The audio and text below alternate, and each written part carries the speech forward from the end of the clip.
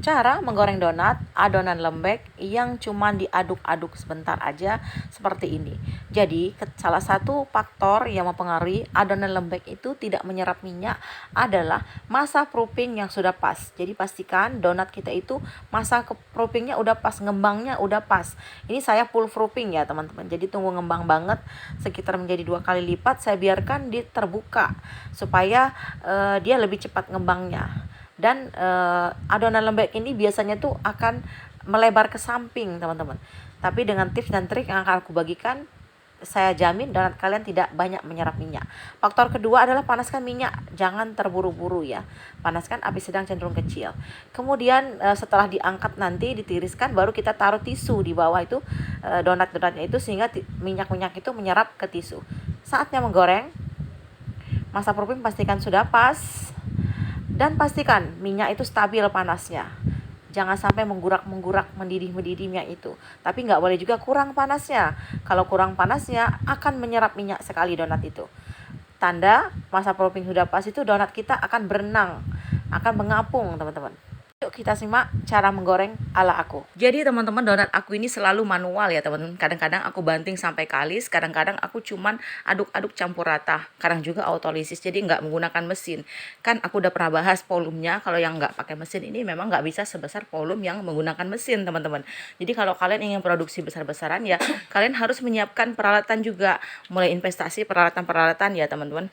Ini sebelum aku menggoreng tadi, ini aku buka dulu sekitar 10-15 menit ya, kalau kalian proofing tertutup. Tapi kalau aku proofing terbuka, langsung aja supaya pori-porinya itu tertutup. Jadi ketika kita menggoreng itu nggak masuk ke dalam minyaknya, itu nggak banyak menyerap minyak ya teman-teman.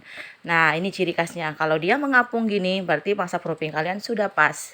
Beri ruang atau space untuk donat itu mengembang. Perlu teman-teman ketahui, seandainya kita mengadon donat itu dengan manual, tangan kosong, dengan yang dibandingkan menggunakan planetary atau mesin bor, itu volumenya akan jauh lebih besar, lebih mengembang yang menggunakan mesin ya teman-teman. Tapi bukan berarti kalian nggak punya peralatan yang maksimal. Kalian bisa gunakan dengan cara yang mudah, cara-cara tradisional ya teman-teman. Bisa dibanting-banting sampai kalis, bisa dengan proses autolisis, bisa dengan cara spong endok.